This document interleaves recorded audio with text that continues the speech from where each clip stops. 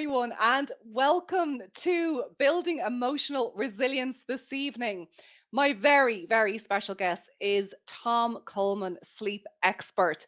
And I can't tell you how many questions I have for Tom, how unbelievably excited I am, and how important this subject really is for our mental health in terms of building emotional resilience. It has an impact. We were just chatting there in the green room, if you like, and there's just how much sleep has an impact on so many areas of our life. But this evening, I really do want to focus in a little bit more on how it can help boost your mood and also to really give you very practical tools that you can take away with you and to really help to give you hope. I think that hope is really important in terms of knowing that there is a lot that you can do outside of the world of medication or taking anything, but to actually really start to implement strategies and tools that have a significant difference. I know myself, I know from personal help, and also obviously working with many, many clients. So, what I would like to do, and as you know, if you've been here before, you're part of the Building Emotional Resilience community, and we have so many people who come every month, and it's just lovely, lovely to have you. The chat is a big part of it. The polls are a big part of it. So please do. You'll see we've got loads of polls there this evening. Again, because the subject matter is just there's so many questions and everyone is looking for answers. So please do take some time, go through those polls. I will read them about halfway through and we'll get an idea of where you're at. The chat function, I've asked a question there, which is, can you recall a time in your life where your sleep was optimal? And people are coming in with some different ideas. And I want you to hold on to that, because what I'm going to do before I bring Tom on properly and really start delving into his amazing knowledge is to actually just do a little hypnotherapy, a simple, short little hypnotherapy, like I often do as well, to help to do two things really, to help slow down the mind, to help bring your full attention to this evening's webinar, because this is so important. This is your well-being, this is your health, and it really deserves all of your attention. Our most precious gift of all is our attention. And the second reason I'm doing it is, again, connected into that idea of hope and building confidence in your ability to sleep. So without further ado, let's take a really big deep breath. And Tom, you can join me with this. So take a really deep breath. Hold that breath at the top. And I want you to just open up and look up to a point above you. Keep your eyes looking up and then slowly close the eyes and exhale. And now just imagine yourself dropping and drifting down. And as you drop and you drift down, I want you to allow the idea that you are floating, perhaps like through clouds. And I want you to allow the image of a feather, a beautiful white feather, to come to your mind. And I want you to imagine that your mind is like that white feather. It is free, it is light, and it is simply just drifting. And it's drifting down, down, down, and down. And I want you to allow it to drift to a time in your life, when your sleep was at its optimal state. Just allow that time, and it may be out of your conscious awareness, but your subconscious will remember this. A time when you just simply, literally hit the pillow and off you went to sleep. And perhaps if you woke during the night, you didn't even notice. In those lighter phases of sleep, you just drifted so quickly and easily back into sleep. And I want you to allow that feeling of just trusting yourself, to know that you have this innate capacity, no more or no less than any other person, to sleep. And I want you to remember that feeling. I want you to know that it's within you, that this is something only you can create. And that when you drift off to sleep, if you can imagine perhaps even 1 year from now, looking back on the 14th of November, 2022, and remembering this webinar, and remembering the different things that you learned, and remembering to implement them, and noticing the difference, feeling the difference, your mood balanced, your body feeling strong, healthy, your ability to regulate your emotions, your ability to focus. All of these benefits are yours, just waiting for you. So, allowing that little lovely visualization to stay with you, I really want you to hold on to it, to know that it's within you, to trust it. As I'll count up from 1 to 3, and the count of 3, our eyes will open and we will welcome Tom to the stage. So, 1, 2, and 3, just opening up our eyes. And there we go. We're back again from that beautiful place. So Tom, you are so welcome here this evening. And the first question I have for you, Tom, is really about maybe explaining a little bit about, for those who aren't familiar with your work, what is a sleep coach, first of all? Sure. I suppose a sleep coach is someone who ultimately helps a person take control over their sleep and improve it. Okay. And Yeah. So how did you get into it? Because it's not one of those jobs you imagine, when you're in school, what do you want to be? I want to be a sleep coach. It doesn't seem to be it, or maybe it will be now, I think, but yeah, certainly when you were a child, was it something that kind of you were drawn to, or God no. I mean, I don't. I'm still not sure what I want to do when I grow up. Uh, it's an adventure. It's been a winding path that I've found myself here, but I very much love what I do.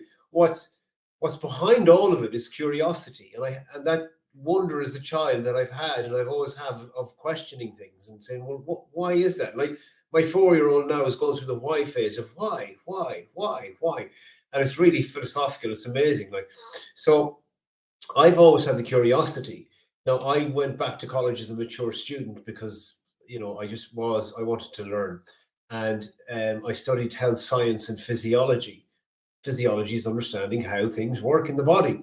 Mhm, And from that, then I was very interested in food and nutrition. mhm, I was very active, very much into sport. I don't drink, I don't smoke, or whatever.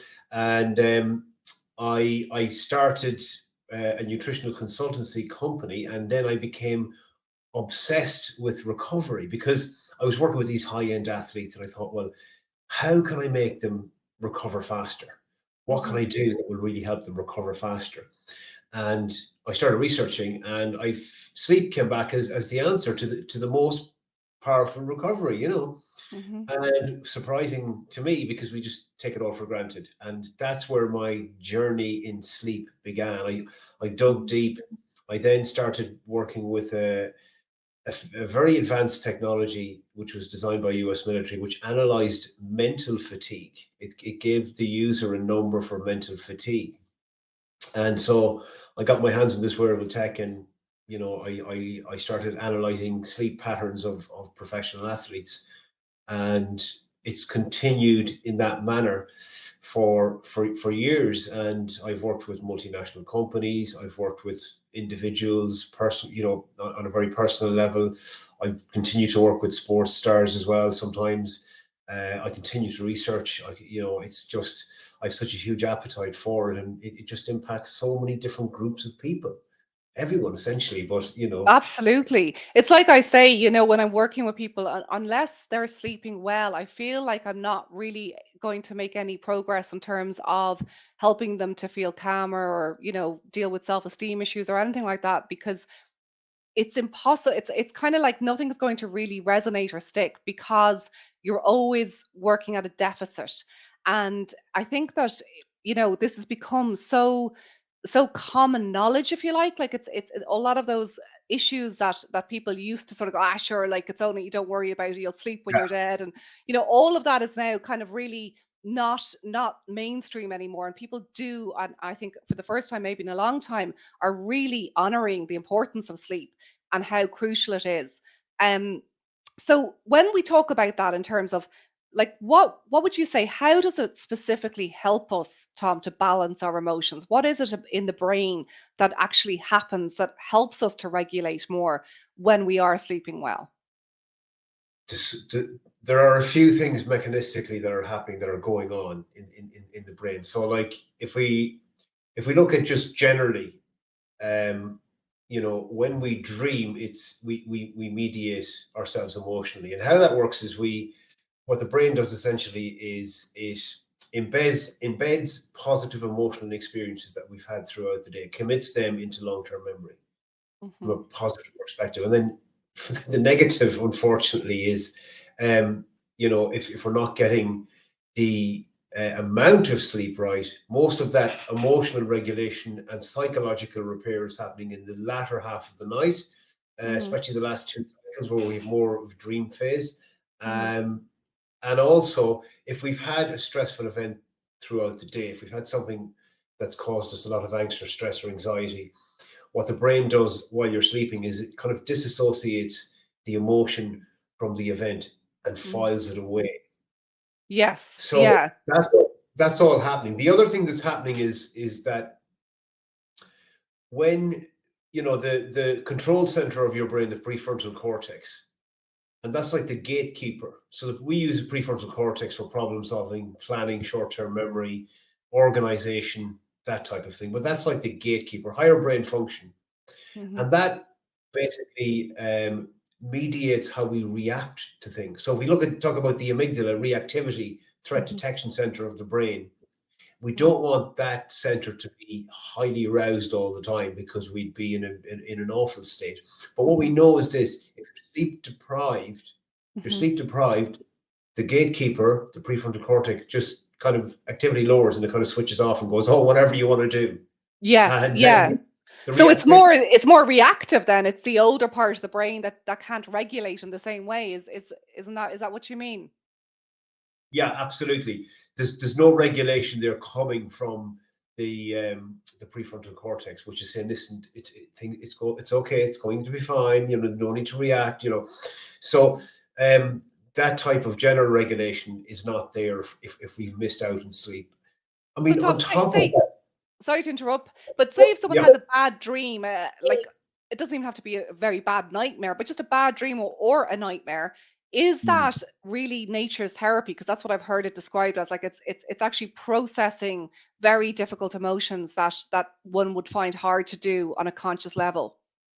absolutely, that's the purpose of dreaming is Yes. to do that, and it sometimes may reenact dangers and role play to prepare you as well on top of that. So Like a rehearsal like a type of. rehearsal, Yes.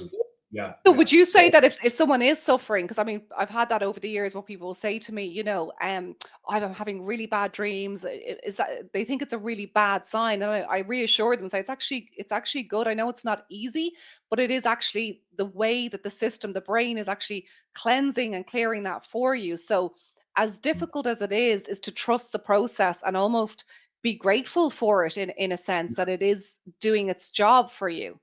we're not really concerned about people having bad dreams. Now the thing with dreams is unless they're happening outside of REM sleep, because sometimes our dreams can leak into other phases of sleep, and Yeah. then that's regarded as a medical issue then. Okay. That's night terrors, that's a parasomnia, it's outside of normal. Yeah. Time and space is distorted, and people sometimes have this thing where they feel like someone is in the room, or they have very vivid dreams. Now it's not, don't worry about that, or they maybe lash out in dreams. If that's happening, then your partner will probably know about it, and you may, if you have the atonia where you cannot move, you feel like you're frozen in the bed. But generally, nightmares or dreams, that's the brain just dealing with the danger where it's safe to do so. Yeah. Yeah. Okay, so it's very helpful, I think. Isn't that true? It's like, and to trust it, and it's part of what helps us to regulate our emotion. Um, so you've spoken And before, Tom. Sorry, go ahead. Yeah. yeah, the other thing you can do if you have a bad dream and you don't like it, which nobody does, but if you have a very distressing dream, there is Yeah. a therapy for that where you do a different ending. Oh So yes. you Okay. sit up in you sit up in the morning and you go through the dream, but you decide a different ending and you visualize that, and that has been shown to really help people deal with bad Wow. dreams. I've Yeah, never heard that before. So you kind of like own it a little bit more. You reframe it in a way then that you're taking charge of it up into the conscious mind yeah, more without, yeah, that's really interesting. It's a little bit like what you can do in hypnotherapy as well, is to help people to not necessarily reframe, but to understand something and to be able to choose what they could have done, a way to empower mm, you. Yeah. yeah, Um, yeah, really interesting. So Tom, just more, let's say on a practical level, when we talk about sleep confidence, because I think a lot of the people here this evening, and certainly people watching again later on, will be people who have sleep anxiety. And sleep anxiety, as far as I can understand, is anxiety over sleep. So is it fair to say that sleep yeah, confidence is the opposite of that? Like if you have sleep anxiety, that's one thing, and would sleep confidence be the opposite? I don't know. yeah, yeah. I mean, I've coined the phrase sleep confidence. I've never read it any place before, but I in like 10 it years though. of yeah, well, in 10 years of working with people, I mean, it has a huge impact. You know, your belief around your ability to fall or maintain sleep is huge. And, you know, so many people I meet, that their confidence in their ability to fall asleep or have any control over it or maintain it is exceptionally low. And a huge part of what I do is I build that confidence by giving them a system and training them in how to get better sleep. And then it's amazing the results you get, because people can have. I've had clients who've had sleep difficulty for decades, Mm, and then you start getting I get them to focus on the process. The results mm, are not up to us, mhm, and mhm. focus on the process. And when they start to get results, they start to get this confidence, and it just snowballs, and they just, the sleep then improves dramatically. Isn't that lovely? Yeah, exactly. It's a sense of that innate ability, and I think when we look at children, that's why I really wanted people to focus on the idea of returning or recalling a time in their life when they did sleep well, because even if it's beyond your conscious awareness, you go back, you rewind far enough, and you will find that time where you could sleep anywhere. You look at babies, toddlers, they're on buses, they're on trains, and they just, they're gone, right? There's no sleep anxiety there, right? So I do think that is Yeah. within, it's within us, but it gets broken up. And what I'm Mm, believe part of that is, like we're talking, the chat earlier was saying, it's about people having children and how things change since then. mm. I think children's definitely one of it. But would you say it's also fair to say, Tom, that responsibility is one of the things that, you know, as we become adults, obviously we start to have a lot more responsibility. Is that part of what's causing sleep anxiety, is increased responsibility? I've seen a huge increase in people. I would say it was kind of three things that really have powerfully influenced sleep in the last number of years. Certainly, COVID is one of those things. Hmm. Technology, Hmm. massive impact on sleep. And everyone seems to be busier than ever. Everyone seems to be trying to cram everything into their lives. They're never, I mean, my typical client will be, and if you identify with this, is they're always playing catch up. They always feel under pressure. There's Hmm. more work to do. They may have kids. They may have responsibilities. All this is going on. They're not getting enough sleep. They're pushing through the day. Their energy is low. Hmm. They have time pressure. They have Hmm. decision fatigue. Hmm. They're arriving in bed wired and tired and going, Christ, I have to do this tomorrow. I can't forget. Hmm. And they can't. Let us Again, know one in of the the chat there. Does that resonate with people? I'm sure it does, because it certainly sounds like a lot of my clients that you're describing. Yeah. and then they wake up, because what happens is they're exhausted, and then they achieve sleep onset, but then the brain will wake them up, because it's going, you have to do this, you have to do that. Mm. So it's learn, like, look at the child again. The child is, as I said, I have a 4-year-old, and yes, he can get emotional, he can get this and that, but like when he switches off, like, he's gone. He doesn't have any sleep anxiety, certainly, anyway. Exactly. Linda says that, yes, that's me. Yeah, it's the switching off, isn't it? It's like, and that again comes down to confidence, and it comes down to trust and knowing that you can switch off. But it's knowing it, and it's also being like, I always love to be very practical and proactive, and sort of give really concrete tools that people can actually implement.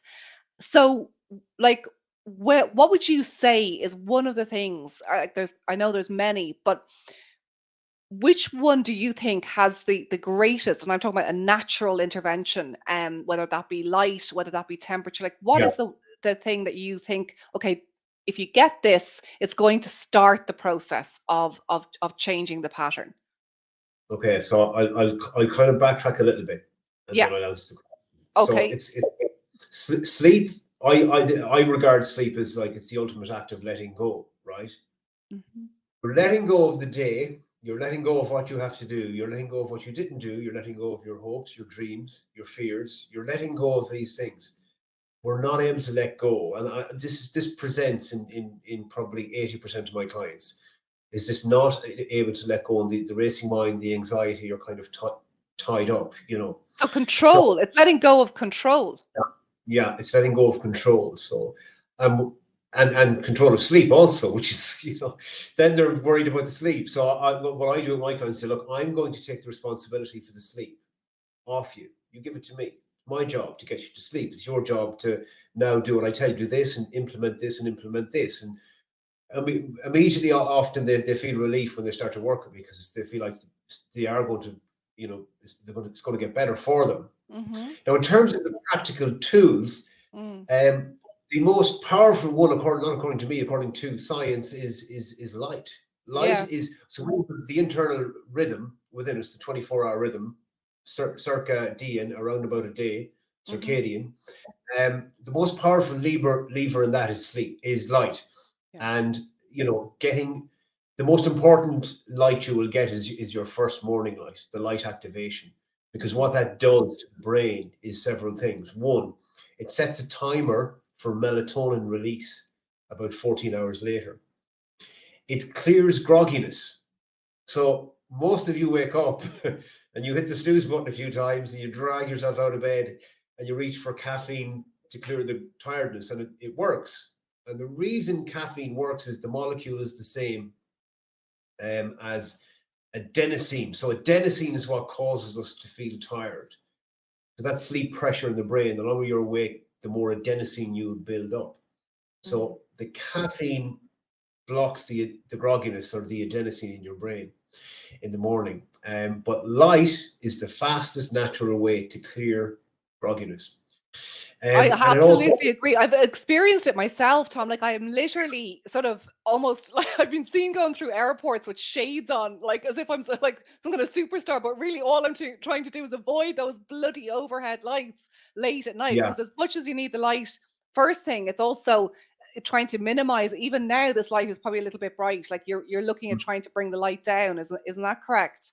yeah, it's controlling light input. That's in both ways. We need that morning activation light. We need to be outside more. We're human. We're Hmm. designed to be outside. We've only been living inside for a few hundred years. You know, really think about it. And Yeah. then the light input in the evening time is crucial, that we're controlling that, because it switches off melatonin essentially. We're getting that light. It switches off melatonin in the brain. Yeah. So Yeah. really crucial. And we have the sensitivity. We're quite sensitive to it. So simple things like an eye mask. Yeah. I'm a I've big eye mask person. Yeah. Yeah. you'd be shocked. People would be shocked. I've had one client who was just amazed. It gave her an extra 90 minutes sleep. She could not believe it. She was delighted. Yeah. Just an eye mask, you know. But like it's a low And I cost think that's tool. what I would love for people here this evening, is to know that there is so much that can be done. And I think that when you notice the difference, like you said, the confidence starts to build from there. Do you know, when you feel like, oh my goodness, I had no idea that it can actually be quite simple when the real crucial part is the implementation, isn't it, Tom? It's like It it's is. one thing to know it, but it's actually to actually get out into that light and to really make it a habit is what is important. It's powerful. I mean, it's a game changer. Like the morning Yeah. light is a game changer. If you can get that in 4 or 5 days a week, you will notice your Oh, body will, totally. Yeah. and it's only, you know, 5, 10, 15 minutes, if you can, and it's just so powerful. It's so powerful. We're just disengaged. We're just We seem to be insular. We seem to be indoors. We seem to be not connected to life outside. And it's literally part of our DNA. Yeah. We have 9 different genes associated with sleep. Clock genes they're known as. Mm-hmm. So it's in every part. Like every single cell in your body has a timer. Isn't that incredible? Every cell has a timer that needs information from light. Every time, and it gets it from the brain, the eyes. The light goes in, and it hits the suprachiasmatic nucleus, which is the timing mechanism, and that then informs every peripheral clock in your body and every cell. So Amazing. it is incredible and really powerful. So and what we can actually do to help ourselves, isn't that right, Tom? Because so many people turn to sleeping tablets, for example. And what's your view on that in terms of their impact? I think Matthew Walker described them as a blunt instrument. You see, sleep is complex and it's not controlled by one part of the brain. So it comes in waves across different patterns, different chemicals happening, and there's all types of things. So it's quite complex.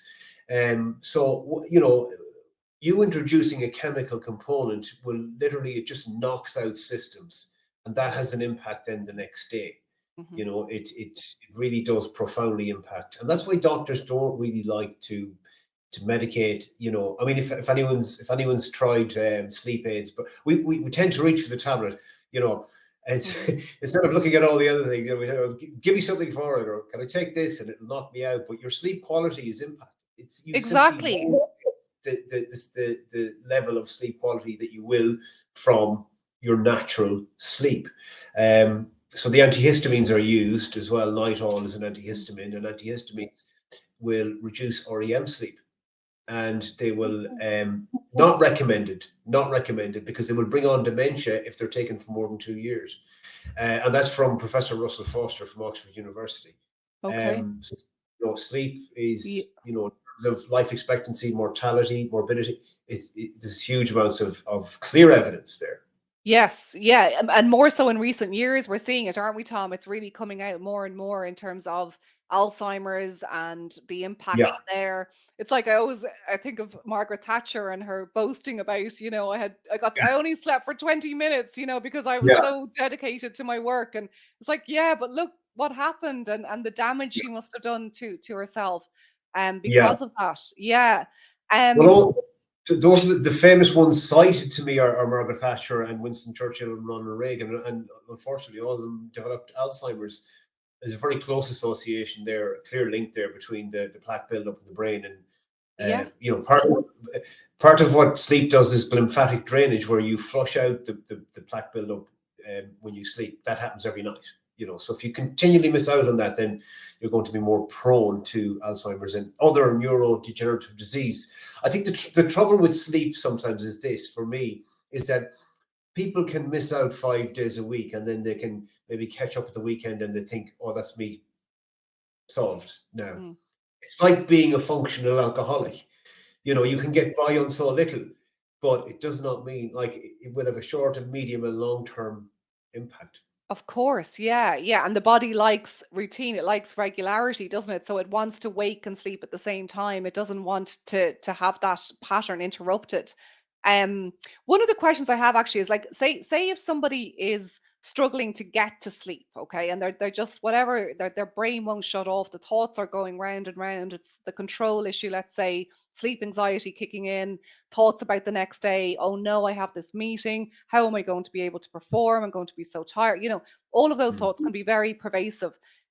Do you think, like, because I've heard two different schools of thoughts on this, is it better to get up, to get out of the bed, to go and do something else, into another room, read a book, unwind somehow, and then go back to bed? Or do you think it's better to stay and kind of just sort of see it through? What would your advice be there? I would generally advise people to get up. I mean, I have a strategy if I can't fall asleep, or for people if they can't fall asleep. You go through your breathing technique, your relaxation, your visualization, whatever it may be. If that doesn't work, you kind of have a sense of, look, it's not going to happen in the next 5 or 10 minutes for me, or whatever. So then I tell people to get up. Okay. Building association.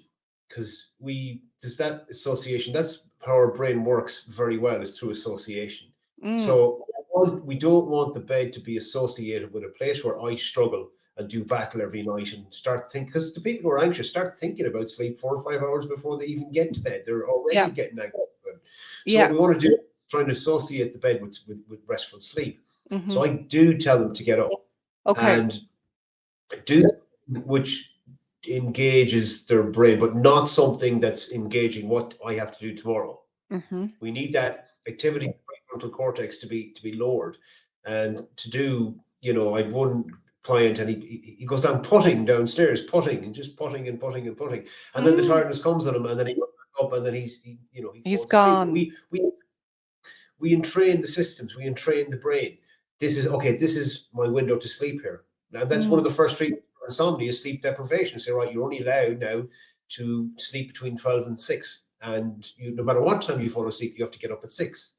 So that kind of regularity, like you spoke about, like if I assess sleep quality, there's seven different things that's assessed if I assess sleep quality. One of them is regularity, sleep regularity, shown to be just as powerful as, and important as the amount of sleep we're getting, that we're going to bed at the same time, we're getting up at the same time. Yes, yeah. And again, I suppose it's about confidence, isn't it? So like you're saying, you don't want to associate it with struggle. You want to associate it with confidence. And I think that people, when they have one bad night and then maybe 2 bad nights, they start to doubt themselves. They start to sort of lack that trust in their innate ability to sleep. And I think that is hugely important. And I suppose that's where hypnotherapy is very helpful as well, because it can start to change subconscious patterns, can start to change belief systems that you're maybe carrying for a long time, which aren't helping. So what I want to do, Tom, is just read some of these polls that people have been voting on and see what's happening here. So do you consider yourself to be a good sleeper? So we've 30% of people saying yes, they do here, and 27 people are saying no, they are definitely not. So 69% are saying no, they are not. They don't consider themselves. So that in itself is something, right? If you don't consider yourself to be a good sleeper, well, then it's going to go against you, isn't it? It's like, it's no matter what, you're starting in a place where I would be looking at helping that person to shift that mindset into one that is more positive, but also more authentic and true, because we all have the capacity to be good sleepers, right? It's just what's happened and the pattern, how it's been interrupted, and also how proactive you're being about it in terms of light exposure, etc. Were you told as a child that you were a bad or poor sleeper? And I think that's quite interesting. It's like, so 87% are saying no and 12% are saying yes. And again, that kind of, I suppose, is really me looking at, is there a link there in terms of your belief? If you were told, oh God, she was always a nightmare, she'd never go to sleep, then you think, oh, that's just me. I've never been able, and people say that in families, don't they? They say, oh God, she kept me up for years, that one. And, that can sort of be something that isn't necessarily helping. So when we look at the amount of hours of sleep people are getting here, 28% are getting 30% are getting less than 6, 25% are getting 6 hours, 27% are getting 7, and only 15% are getting 8 hours. And then one person there is getting more than 8 hours. So what do you say about that, Tom? What do you think? So it is personal. Like, the amount we need is personal. There is variance there. So generally the recommendation is 7 to 8 hours. Some people are fine on 6 hours. Other people need 9 hours. And I've worked with people who get as little as 1 or 2, and I've worked with a girl who she would get 12 hours. So there is variance there. Most of us should be getting 7 to 8 hours. The majority of us, I would say. I can see that that's not the case. If we sleep more than 9 hours, then we start to question what's happening. Because in terms of study data, it would also have a negative impact. There may be an underlying issue there. If I've heard that. You can oversleep basically, and that can be also quite bad for you in your longevity. Is that true? That's true. Yeah, that is true. Yeah, I mean, you have to look at the study design in some of these things, because people may be sick and spend time in bed, and we sleep more if we're sick and stuff. So we have to be able to understand the data and everything else. But essentially, if you are sleeping more than 9 hours, there's something going on there maybe that needs to be looked at. Yeah, sure. Yeah, yeah. So what's interesting and what I've heard a lot is that people can generally fall asleep. Okay, so 53% are saying yes, they do. So there's still a lot there who don't fall asleep easily, but much higher is people who are waking up and struggling to get back to sleep. That seems to be the thing, isn't it? It's like Yeah. 76% of people here. So what is the best thing that you would advise people there? They've gone to sleep, they're really tired, and then it's kind of they're up. Now that could be a hormonal issue, it could be perimenopausal, it could be temperature related. But what would you say is the best thing to do at that point? Well, I mean, firstly, what I explain to people is that, wake episodes happen. They can be very normal and natural. And what Mhm. can sometimes happen is that we latch onto them, go, oh, I'm awake again, I should be asleep. There Mhm. is a school of thought that we used to have two sleeps, you know. Mm. So, there are scientists like Professor Russell Foster who said, like, there is this kind of hypothesis that people would go to sleep when it got dark and then woke up at 12 or 1 and done some activity and then had another sleep, biphasal sleep. So I don't want people to worry that they're waking up. That's very normal. We don't, it's not referred to as sleep. It's referred to as sleep-wake episodes, because you sleep in 90-minute cycles. So your Mhm. first two cycles are going to be the deepest. They change throughout. So you only get 5 or 10 minutes REM sleep or light sleep. And then by the time you reach your fifth cycle in the latter stages, you have an hour REM. So, like, your sleep is naturally getting lighter as the night progresses. Also, the adenosine and the sleep pressure is dropping in the brain. So there's more of a proclivity to wake up. So to some degree, like that, it can be 100% kind of normal. What happens to people is they go, I'm awake again. And they, Yes. they grab they grab the phone, they press the button, they get blinded by the light, and they do the Worst thing you calculation. can do. Yeah, yeah. So in other words, it's like the expectation there, Tom, is what you're saying. Is if you Yeah. change your expectation, say, oh, okay, I'm in a lighter phase of sleep now. What you say to yourself is actually quite normal to wake up. It's fine. It's It's part quite of my normal. circadian, yeah, it's part of my circadian rhythm. And I'm now, like, the immediate focus is I have to sleep. Yes. And I It's say to like the people, like, pressure. yeah, it's pressure. So, like, I mean, if you're ever sitting down watching TV and you're like this, trying to keep your eyes open, you cannot, and then you go up to bed and you're wide Yeah. awake again. What happened to sleep pressure? So it's like that with this. So what I get people to do is say, right, I want you to just focus on relaxation, not I have to get back to sleep. Because Yes. with sleep, for me, it's about removing the obstacles. It's about creating the path of least resistance for sleep to Mm. happen. I So like we that, Tom. we use the levers throughout the day. We leverage, because everything, like every single thing you do throughout the day, will inform your sleep. That's what informs your sleep, including the wake episodes. Mhm. So it could be stress, it could be caffeine, it could be I have to do this tomorrow. Like, that will wake you up. So unless you consciously deactivate those things before you go to sleep, they have the power. They're in your subconscious, and they will jump up and wake you up. Yeah. So So when you and say to deactivate them, do you mean to sort of like what I would suggest, like journaling to let it go, if to sort of release the stress before bed, to unwind properly? Is that what you mean? To sort of like I do, yeah. consciously? Like a conscious relaxation. Because I ask people, do you feel relaxed? And they're like, yeah, I'm relaxed. And then, if, like, Fiona, if you do a 5-minute relaxation exercise and then go, how do you feel now? And they're like, oh, now I'm relaxed. Like, Yes. you don't realize. So, like, I get people to do a kind of conscious relaxation, Okay. and I let them go, and a kind of reassurance thing, and to instruct their mind, for them to instruct their own mind that it's okay to let go, and it'll be fun. Everything will get done, and there's no need for them to be any place else, only here, and stuff like that. Because Yeah. if many people arrive in bed wired and tired, the exhaustion will put them to sleep. But the fact that they haven't deactivated these things will wake them up. That stress response. Yeah, no, absolutely. So I think there's some brilliant nuggets I want to highlight there for people. It's the idea that first of all, you're taking away the pressure if you wake up, right? Because that seems to be such a common problem. And you're saying this is normal, right? It Mm. is normal for this to happen. You're removing it from the idea of I have to get back to sleep and really just saying, I'm relaxing now, I'm resting now to enjoy that. Another thing I think is helpful, I don't know if you agree, is but do not look at the time. The time doesn't matter at that point. Like it doesn't matter if Yeah, it's 4 or 5 or 6 or whatever. If you have an alarm set, that'll go off regardless. So you don't need to worry about it, right? So I think it's very good to kind of just remove that pressure. I'm resting now, I'm relaxing now. I think it's really helpful.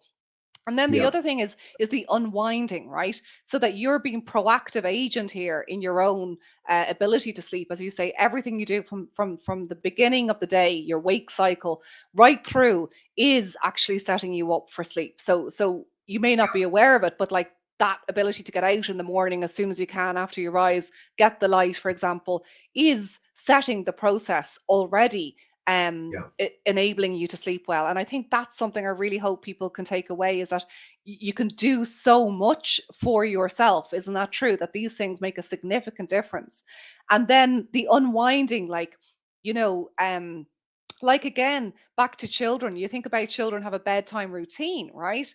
Like, and they love it and it works. The yeah, bath, the story, and yeah, it's just every little step is a message, isn't it, Tom? Like, yeah. yeah, It's insurance. It's like they know. Like I see my 4-year-old now, and he knows the routine. So like, the bath, the change, the dodie and his blanket or whatever, and his little thing, and he turns around to me and he just walks into bed. Sometimes he's like, "Daddy, I'm going to bed," and he's yeah, 4, and he's just like, I'm like, "Oh, this is brilliant," and he will, he'd fall asleep pretty quickly, like or like if sometimes he may struggle or he may not be, and he goes, "Daddy, will we go for a little drive?"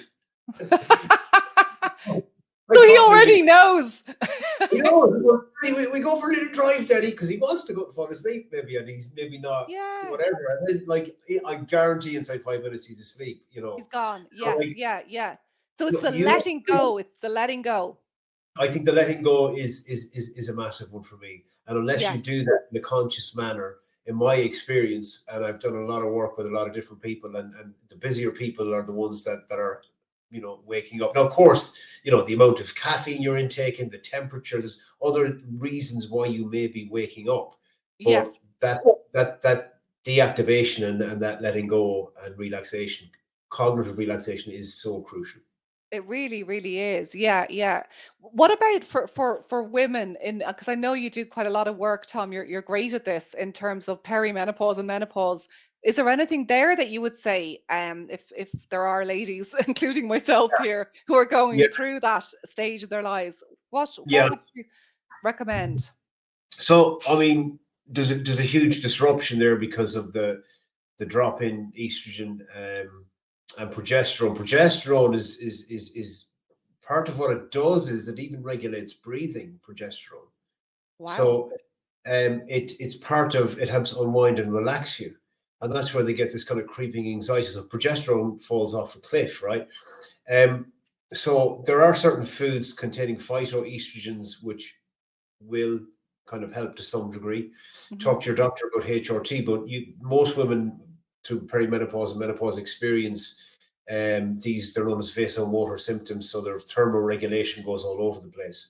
Yeah. So prepare for that. Get a little bottle of water, pop it in the Hmm. freezer, Hmm. bring it to bed with you, wrapped in a face cloth. If you do happen to wake up and you're really hot, you have the Hmm. face cloth, the palms of the hands and the face Hmm. and your feet. Hmm. Those areas of the body contain what are their heat exchange areas. It's the fastest way to cool or heat the body, Hmm. Hmm. the feet or the face. So if you're Hmm. too warm, the face cloth. If you feel like you're cold, pop on some woolen socks and that'll warm you up. But those are the Yeah. things: food and the nutrition, and it's foods that actually you can get phytoestrogens in the chemist. I prefer you to get them from whole foods. So Hmm. again, it always comes back to the same foods, doesn't it? The healthy, the nuts, the seeds, the leafy greens, the veg, that kind of stuff. Those are your phytonutrients. Those are excellent. So yeah, and then the supplementation may be another kind of route for you. It's not as severe as the as medication at all. Like there Hmm. are supplements out there that do improve sleep quality, that do improve the depth of your sleep as well. So Absolutely. I take Menomin, Clean Marine Menomin, and I find that is really helpful. But it's a consistency again. It's like some people might try it for a month and say, oh, it didn't work. But it's like you need to keep doing it for a sustained period of time before you actually start to feel the benefits of it. Um, yeah, so again, this is really what I'm hoping for everyone here this evening is coming across. Is just the idea that we can do so much ourselves. They seem like small things, but they're not. They're very significant because they have such a direct impact. Like just that simple thing of the cold water and the face cloth and the immediate feeling of being able to cool down your temperature, because temperature is key, isn't it? Like that's it's Mm. so like your body needs to be at a certain temperature before it's going to Yeah. allow you to let go. That's right. Temperature changes the actions of enzymes in the body that control all types of things. It's why athletes can no longer run at a certain pace. It's temperature that stops them. They don't even know it, but Yeah, temperature is crucial. Melatonin production. If the room is too warm, it will shut down. If your room is nice and cool, it will encourage melatonin production. There's so y- much that you can do, and then go back to the emotional stuff as well. The mediation throughout the day is important. mhm. That like we know that people who adapt and who mediate their emotions through the day sleep much better at night. We Yeah. don't realize how wound up we are and how stressed out we are, because it's just this thing of like gradually creeping up percent by percent through the day and through the week and through our lives. We've kind of become accustomed to it. But I think It's I so think true, Tom. Yeah, I think people do that all the time. That they kind of push it out, push it out, push it out, and distract themselves. And really, what happens is that when you get into bed, there is no distraction, right? It's you're now with yourself alone with your thoughts. And if that's not a pleasant place to be, if that hasn't been cleared out and cleansed, then it's going to feel overwhelming. So it's a case of not avoiding, not putting on Netflix and avoiding emotion, but regulating it yourself throughout the day. It's kind of yeah, like I often compare it to like doing the dishes. If you don't if you left the dishes at breakfast, lunch, and dinner, it's going to be chaotic, right? And your emotions are not much different in the sense that they need consistent cleansing and clearing, yeah. rather than waiting for them to stack up and then going, oh God, I can't cope with this too many, and it's a mess and and all of No, that. I think you've hit the nail on the head. And one of the things that like it kind of dawned on me, I don't know when it dawned on me, but I just remember this thing coming into my mind. Do not mistake distraction for relaxation. Do not mistake comfort for relaxation. People pop on the couch and they're like, I'm relaxing. They're not, they're comfortable Hmm. and they're distracting their minds because like the scrolling on the phone activates the dopamine response, and that's usually secreted with cortisol, which is the stress hormone. So it's exciting us. It's what we don't have. Yeah, it's what we So don't want at all. Yeah. yeah. So what I kind of say to people is don't distract or don't mistake distraction for relaxation. Really I important. think that's really common, and even more so maybe using wine or alcohol. That's even a step further. It's almost like escapism rather than relaxation, to try and get further away from maybe what needs a little bit of love and attention. Yeah. There's a question there about naps. So what's your opinion on naps? Do you think they're beneficial, or how do you feel about them? So the hypothesis on naps is the story on naps is this: if you're a napper, keep doing it. If you're not, you shouldn't really need to. Maybe NASA have researched like the important thing about naps is how much and when. Yeah. So you shouldn't be napping for less than half an hour. 26 minutes, NASA came up with the sweet spot for. I don't know how you time that, by the way, but Wow. 26 minutes is the best time. You're going into phase 1, 2 sleep. You're not going into deeper sleep. If you sleep for an hour, I'm sure people have done it. Then you wake up and you feel really cranky, and you're like, Yeah. "Oh, well, Yeah. I feel worse." Or a full 90-minute cycle. If you're a night shift worker and you're heading Yes. into a night shift, and you wake up early as always, then you can get 1.5 hours or even 3 hours in before you head into the night shift. So it all depends.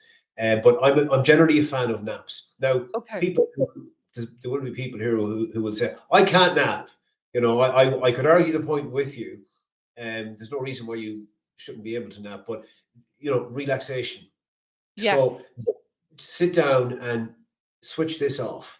and give yourself some breathing exercise, other activities where you're not thinking. Hypnotherapy there, Tom, bit of hypnotherapy. Why not? It's like Yeah, absolutely.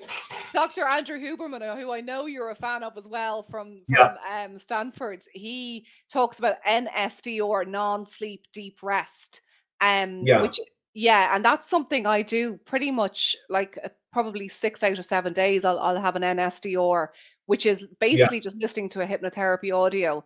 And I do keep it as much as I can to, well, definitely, I'd say it's probably less than 26 minutes, probably 20 minutes.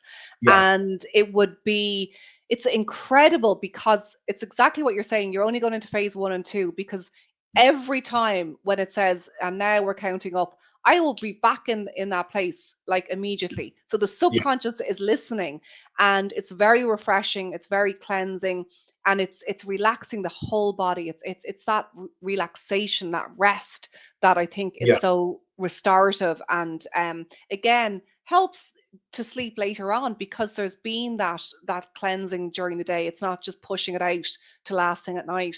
So I think it's yeah, something, if you don't do it, and you can, it's definitely worth, like, even in an office you can just put on your headphones and just go off somewhere by yourself. There's no reason why not. Go out to your yeah, car if you have to, like, just yoga nidra. There's Declan. Yeah, absolutely. That's the same idea is yoga nidra. It's fantastic. So again, yeah, there's just so much we can do to help ourselves. And I think that's, again, I always love to give people a feeling of empowerment, that they can make changes for themselves that are going to really, really help. Um, so there's literally so many questions, and we're getting close to the end. I can't believe this always happens, doesn't it? We were just saying, Tom, it's like the time just yeah. goes like that. Um, I suppose, yeah, maybe a little bit of information of why does sleep help us improve our focus and our motivation? Like, what is the science there in terms of focus and motivation? But again, it's down to the restoration that's happening at night. We get that chance to restore, refresh, repair. We're like filing and sorting stuff out, and we clear the decks, and we all of that is organized at night during REM sleep. So we're much then better. Like this, those people like Margaret Thatcher, like Harvard have studied this, where they've done productivity tests and they've done focus and memory and Mm, all that. Like, we know all that stuff, your ability to focus, your ability to retain information, your recall, all of that is just profoundly impacted. And that's happening in the latter stages of your last couple of cycles. Most of it's happening then. Okay, so we're just much better on every level. We're sharper. We know that your reaction times mm, as well. And that's something that you can't get over. I mean, you might be able to push yourself physically, but you cannot change that. So that's all of true. that is happening at night Yeah. when you So, stop. like, driving could be dangerous. Obviously, I mean, people talk about that. It's like almost as dangerous as alcohol if you're tired. Yeah, It's the same kind it's, of react. Yeah. it's the same. It's the same. Well, I've tested athletes on this. I've been able to tell them your reaction time is going to be down. I did a little reaction time test on my laptop, and I could tell them based on the data I had, your reaction time is going to be down, and they'd be up for the challenge, but it would be down. They were like, they used to be stunned. They're like, how did you know? And I was like, well, we know that you Yeah. cannot, there's nothing you can take that will replace sleep. So, Tom, if because there really is so much. I was just saying each question could be a webinar, to be honest with you, because there's a huge amount, and I have been trying to get through as much as I can to sort of, to give it as many people help as possible. But if you were to bring it together to the best of your ability, and I know it's a big ask, but if you were to say, okay, with all of that in mind, what would be the main three practical things that you would recommend to somebody to start to implement that they can do themselves? Hmm. Well, I would say the first one would be engagement with the outside world, i.e., light viewing in the morning and light viewing in the daytime, and just being outside a little bit more. That will help, and you can throw physical activity into that kind of engagement or take it as a separate one. But like, we're so inactive now. We're sitting down. I'm sitting down most of my time. I have to get outside and be active. So that's absolutely fantastic. So that kind of engagement with the physical world is one piece that needs Okay. to improve. So number one, Second thing is engagement. Kieran, you can type these in, my love. Number one, engagement with the physical world. Yeah. And number Yeah. two?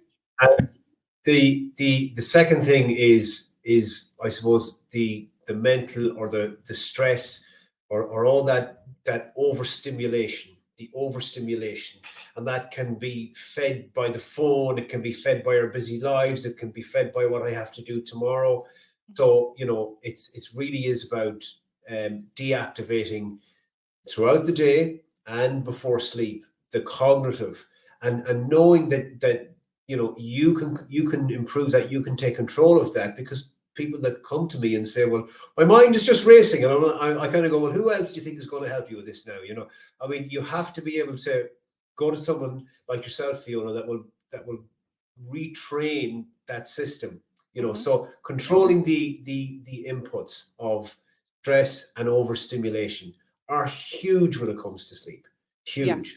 Yeah. And again, within our control. This is all within our control. Yeah. Okay. Yeah. And then the routine.